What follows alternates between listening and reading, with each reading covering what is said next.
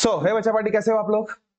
आया हुआ बहुत बेहतरीन होंगे, बच्चा होना भी चाहिए। देखो, सबसे मेन चीज, हम लोगों ने जो सिलसिला स्टार्ट किया है नवोदय 2025 के एग्जाम के हिसाब से, तो उसकी शुरुआत जैसे हम लोग कर रहे हैं अभी फिलहाल में, हालांकि बहुत से एग्जाम्पल्स हम लोग ने देख ही लिए और वेराइटीज ऑफ एग्जाम्पल हम लोग रोजाना देख रहे हैं।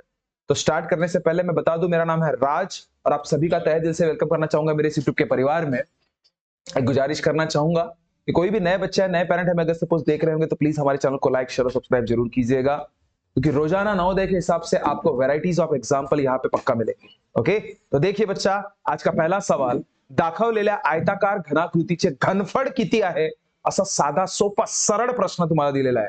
ठीक आहे, ज्याचे माप तुम्हाला दिलेले आहे। मोठू आहे म्हणजे काय, लांबी आहे किती, 5, रुंदी 4, उंची 3। तर बाळा, त्याचं तुम्हाला काय विचारलं, घनफळ। घनफळ इज नथिंग बट व्हॉल्यूम कोणाच्या, ह्या दिलेल्या आकृतीच्या। आकृती कशाची आहे, इष्टिकाचितीची, त्याला इंग्लिश मध्ये क्युबॉइड असे म्हणतात। काय म्हणतात, cuboid. That's mean that volume of cuboid is nothing but Lal Bahadur Harihar, अपना रोज का फॉर्म्युला।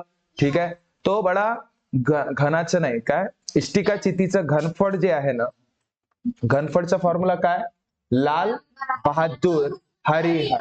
लाल किती आहे भाऊ, 5, बहादुर किती आहे, 4, हरी किती आहे, 3। आता पाय, 5 20 आणि 20 × 3 म्हणजे 60 सेंटीमीटरचा घन तुमचा उत्तर। आता एक गोष्ट लक्षात ठेवा, कधी कधी पर्याय तुम्हाला असा तर नाही देणार, पण BCD मधून कोणता तरी एक पर्याय 60 सेंटीमीटरचा स्क्वेअर पण देऊ शकतो। समजलं का? पण प्लीज तुम्ही कन्फ्यूज होणार नाही, हे गोष्ट लक्षात घ्या। का? कारण की जेव्हा घनफळ असते ना, त्याचं माप जे आहे ते क्यूब मध्ये असते, हे लक्षात ठेवायचं। घन क्यूब मध्येच राहायला पाहिजे। याला असं पण म्हणतात घन सेंटीमीटर, असं पण म्हटलं जाते, किंवा याला असं पण म्हणतात घ सेमी। शॉर्ट फॉर्म म्हणजे तुम्हाला बया बनवण्यासाठी वाटेल ते प्रयोग करू शकतात, इतकं पक्का आहे। आता तुम्ही 60 दिसता बरोबर मस्त खुश होऊन जाल, 60 सेंटीमीटर, हा पहिलाच राहिला असता पर्याय, तर 60 सेंटीमीटरचा स्क्वेअर, आणि शेवटी कुठेतरी 60 म्हणजे डी ऑप्शन मध्ये 60 सेंटीमीटरचा क्यूब राहिला असता, घन। तुम्ही तर 60 उत्तर आला ना, तुम्ही मस्त टिक करून टाकला असता ए हा पर्याय आहे बाबा, तेव्हा तो चुकला असता बघा। कारण की घनफळ हा कधी पण मापकाच्या स्वरूपामध्ये घनाच्या याच्यात राहतो, म्हणजे क्यूब, हा लक्षात ठेवायचा। समजलं? तर हा उत्तर नाही आहे बाळा, स्क्वेअर आहे। स्क्वेअर असते का घनफळ कधी? ठीक आहे, चलो नेक्स्ट प्रश्नाकडे जाऊया। नेक्स्ट प्रश्न बघा बाळा, काय टेन्शन वालाच नाही आहे। पहा, एका वाहनतळावर, म्हणजे पार्किंगची जी जागा असते ना, त्याला वाहनतळ म्हणतात। विमानतळ ऐकलाय ना तुम्ही, जिथे विमान असतात, तो वाहनतळ म्हणजे जिथे गाड्या राहतात, बस। ठीक आहे, काही बये बनवायचे काम डायरेक्ट पार्किंग म्हणलं असतं तर काही झाला असता का बेटे?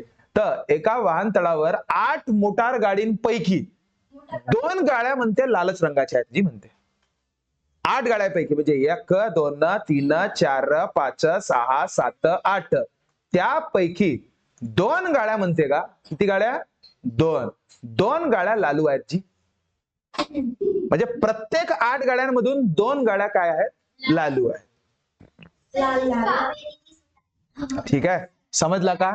स्ट्रॉबेरी दिसत आहे तर खाऊन टाकशील घरी। ठीक आहे, आता पाय, मी काय म्हणतो, तर त्याचं असं म्हणणं आहे की त्या वाहनतळावर किती टक्के गाड्या लाल रंगाच्या आहेत, किती टक्के गाड्या। आता लाल रंगाच्या गाड्या किती टक्के आहेत, लाल रंगाच्या गाड्या किती टक्के आहेत, त्याच्यासाठी टक्के काढायचा फॉर्म्युला काय आपला, लाल रंगाच्या गाड्या जितके आहेत त्या डिवायडेड बाय टोटल गाड्या किती पैकी आहेत ते इंटू 100। समझ रहे हो? लाल किती आहेत भाऊ, 2, किती पैकी भाऊ, 8, इंटू भाऊ 100, उत्तर तुमच्या समोर। मी काय म्हणतो, लक्ष द्या टुकुर टुकुर, 2 1 जा आणि 2 4 जा, नाही समजला? आता 4 किती जा 100, 25 जा, म्हणजे उत्तर किती जी, 25%। फक्त ज्याबद्दल विचारलाय तो वरती आणि खाली किती पैकी ते इंटू 100 तुम्हाला डायरेक्ट टक्केवारी मिळेल। जल्दी नेक्स्ट, देखो बच्चा, नेक्स्ट सवाल कितना आसान है रे. पुढील संख्यावलीचे पुढील पद कोणते म्हणते? 4 दिलाय, त्याच्यानंतर 9 दिलाय, त्याच्यानंतर 16 दिलाय, त्याच्यानंतर 25 दिलाय, त्याच्यानंतर काय? बघा रे बाळा, अरे रे रे रे रे रे रे, हा 4 म्हणता बरोबर 2चा स्क्वेअर आहे की नाही? 9 म्हणता बरोबर 3चा स्क्वेअर आहे की नाही?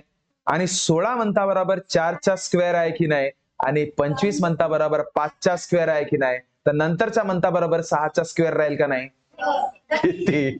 36 तुमचा उत्तर. त्या पद्धतीनं कला लागते, समजलं का? ऑड नंबरनी म्हणजे कसं बाळा? म्हणजे ते 9 - 4 5. ओके. हा. मग 25 मधून 16 9.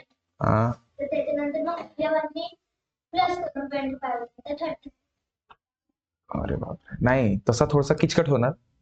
आणि तो लागत नाही इथे. तू जो कन्सेप्ट विचार करत आहे ना, इथे मेन कन्सेप्ट हाच लागत आहे आपलं. 2चा स्क्वेअर, 3चा स्क्वेअर. आपण पहिले बघा, मी तुम्हाला ह्या पदावलीमध्ये तुम्हाला तेव्हाच सांगितलं होतं, जेव्हा आपण हा चॅप्टर डिस्कस केला होता. काय म्हटलं होतं मी तुम्हा लोकांना? काय म्हटलं होतं मी? की सगळ्यात पहिले बघायचा की कितीचा फरक आहे, काही फरक मध्ये होत आहे का, किंवा त्याच्यानंतर अजून बघायचा की बाई काही कोणाचा वर्ग आहे का, कोणाचा क्यूब आहे का, किंवा अजून त्याच्यानंतर अजून स्टेप काय बघायची, कधी कधी काय असते इथे म्हणजे वर्ग करून एक मायनस करावा लागतो प्रत्येक मध्ये. जसं 2चा स्क्वेअर कधी कधी राहिलं असतं 3. ठीक आहे, तर 2चा स्क्वेअर -1 म्हणजे किती होते? 4 - 1 3. समजलं? आणि दुसरं काय राहिलं असता? 8. दुसरं काय राहिला असता? 8. म्हणजे तो काय राहिला असता? 3चा स्क्वेअर -1. हे असं ओळखावा लागतो. कधी कधी -1 म्हणतोय, कधी कधी -2 म्हणतोय, कधी कधी क्यूब केल्यावर -1 करा म्हणतो, म्हणजे ओळखावा लागतो. करत म्हणत नाही तो, की ते पदावली आहे कशा प्रकारची हे तुम्हाला ओळखणं गरजेचं आहे. तर ते छोटे छोटे प्रकार असतात, तुम्हाला जास्त मोठेवाले प्रकार नाही आहेत नवोदयच्या हिशोबाने, पण ते लक्षात ठेवा. स्क्वेअर, क्यूब, फरकच्या रिगार्डिंग मी सांगतोय, बाकी काय नाही. ओके, नेक्स्ट प्रश्न. बहुत बढ़िया बच्चा. देखो नेक्स्ट सवाल जो हम लोग डिस्कस कर रहे हैं, दिलेल्या संख्या निकटतम दशांशात पूर्ण करून सोपे रूप द्या, असं त्याचं म्हणणं आहे. निकटतम म्हणजे approximation. He is asking about approximately value तुम्हाला सांगणे. अप्रॉक्सली नाही, अप्रॉक्सीचा नियम तुम्हाला माहित आहे काय? 5 किंवा 5 पेक्षा मोठं जर अंक असेल तर 1 त्याच्या आधी वाढवणे, आणि 5 किंवा 5 पेक्षा लहान अंक असेल तर जसं तर तसंच ठेवणे, कट करू. ठीक आहे, आता तुम्ही पहिला वाला अंक बघा 1.04. ही संख्या पॉइंट नंतरची संख्या तुम्हीच बघा काय आहे? 0.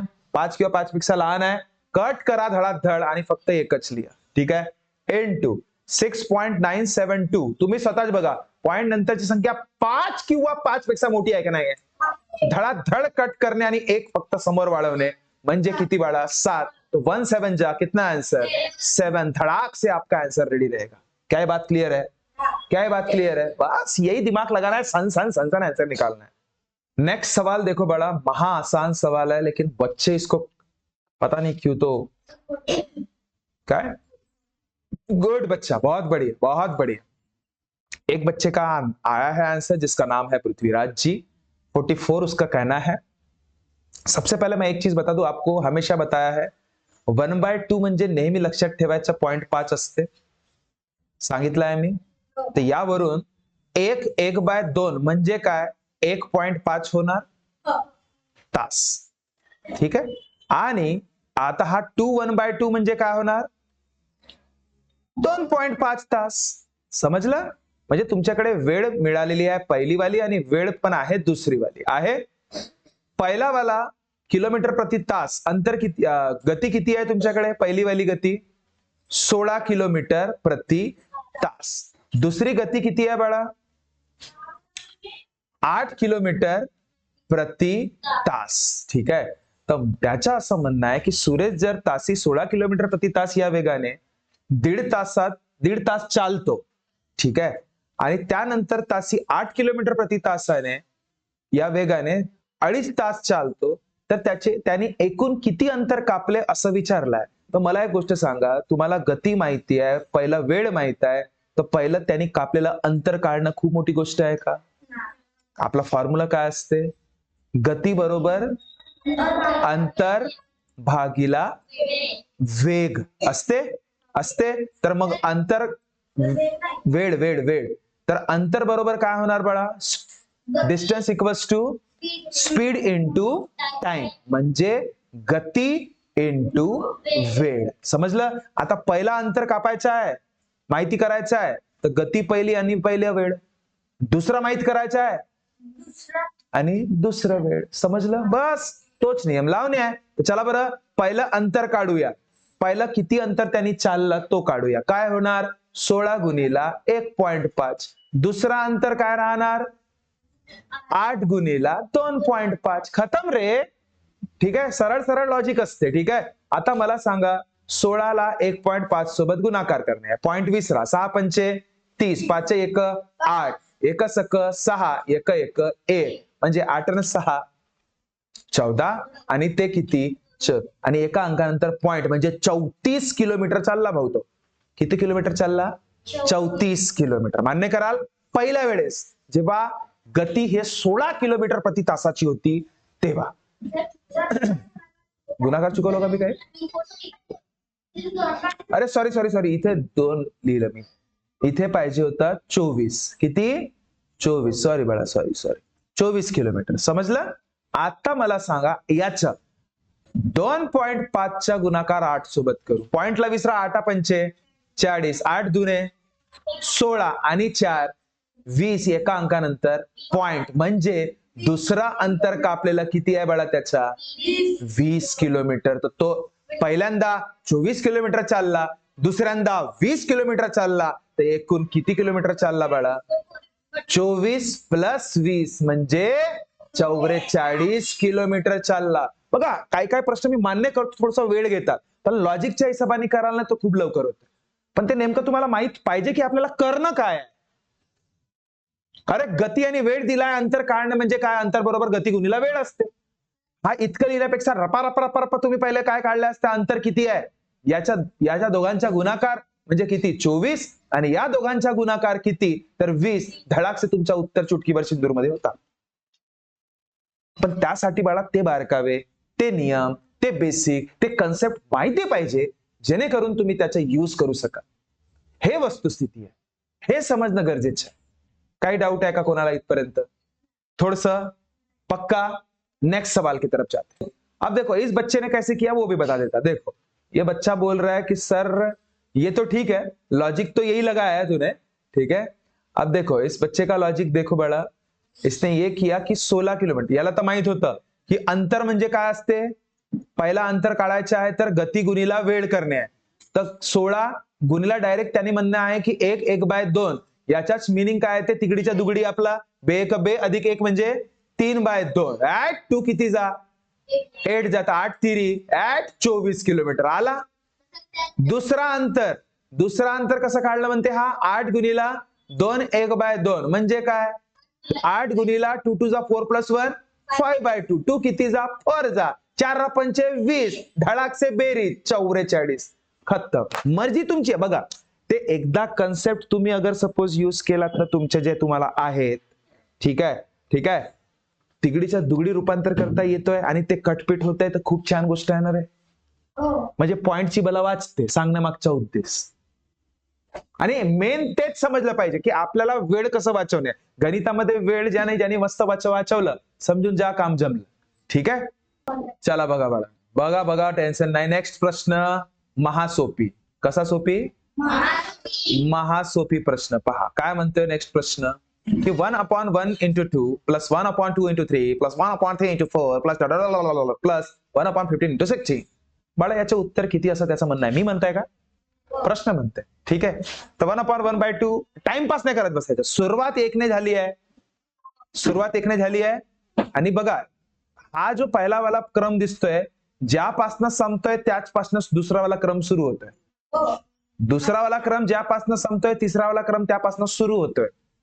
ठीक आहे, तर असं समोर जाता तुम्ही. तर अशा कंडिशन मध्ये नेहमी लक्षात ठेवायचा, शेवटच्या संख्या जे काही आहेत, काय दिसतात शेवटच्या संख्या? 15 आणि 16. तर याच्याच अपूर्णांकांचं स्वरूप म्हणजे तुमचं उत्तर राहणार 15/16. कंडिशन काय? सुरुवात 1 पासून झाली पाहिजे आणि क्रमाचं एंड दुसऱ्यापासून सुरू झाले पाहिजे. बस हे सगळ्या गोष्टी केलेल्या आहेत आपण ट्रिकच्या सगळ्याच्या आपल्या. तर याचं उत्तर तुमचं काय 15/16. नेक्स्ट बघा, नेक्स्ट प्रश्न जो आहे ना हा बहुतेक परीक्षेमध्ये तुम्हाला दिसते ऑलमोस्ट दरवर्षी असतेच. कारण की लसावी मसावीचा हा जो गुणाकाराचा एक जो कन्सेप्ट आहे ना, ठीक आहे, तो त्याचा उपयोग या ठिकाणी झालेला आहे. ठीक आहे, बघा दोन संख्यांचा गुणाकार 48 आहे म्हणते बाळा. किती आहे म्हणते 48. दोन संख्यांचा गुणाकार किती आहे 48 आहे. तर दोन संख्यांची मसावी 2 असेल तर लसावी किती? तर आपला फॉर्म्युला आहे ना रे, कुठल्या पण दोन संख्यांचा गुणाकार हे त्यांच्याच लसावी आणि त्याच्याच मसावीच्या काय असते गुणाकाराच्या बरोबरीत असते. म्हणजे first number product of first and second number is always equals to product of their LCM and HCF. असते ना केलाय ना आपण. तर पहिल्या आणि दुसऱ्या संख्यांचा गुणाकार ऑलरेडी दिलाय. किती वेळा 48. लसावी आहे का तोच विचारली आहे सर. मसावी आहे का हो सर. तर मी काय म्हणतो लसावी सोबत 2 गुणाकारा करत आहेत तिकडे जाणार तर भागाकारात. तर 2 किती जा 2 जा आणि 2 किती जा 4 जा. तर तुमची लसावी किती आली बाळांनो 24 तुमचं उत्तर. नेक्स्ट तो देखो बच्चा फाइनली यहाँ पे हम लोग फिलहाल अभी रुकना चाहेंगे. बाकी जो भी है शाम को और एक वीडियो आ ही जाएगा आपको उस हिसाब से, है ना. तो बाकी अगर सपोज हमारा अभी तक पढ़ाया हुआ कंटेंट आपको अच्छा लगा हो तो प्लीज हमारे चैनल को लाइक शेयर और सब्सक्राइब जरूर कीजिएगा. हमारे नवोदय के 4th के रिगार्डिंग बैचेस जो है ना बड़ा वो अभी तो स्टार्ट हो चुके हैं लेकिन एक्चुअल में स्टार्ट 19th ऑफ जैन से हम लोग करने वाले हैं, है ना. मतलब आने वाला 18 को नवोदय का पेपर है. नेक्स्ट डे से हमारी 4th की नई बैच स्टार्ट होने वाली है. तो आप अगर सपोज चाहो तो 8275397522 पे कॉल करके सारे डिटेल पूछ सकते हो. ऑनलाइन प्लस ऑफलाइन दोनों हम लोग मतलब हाइब्रिड क्लास लेते हैं जिसकी वजह से बच्चे को प्रॉपरली हम लोग गाइड कर सके. ओके, तो मिलते हैं बच्चा नेक्स्ट वीडियो में. तब तक खुश रहिए, ख्याल रखिए. Thank you so much.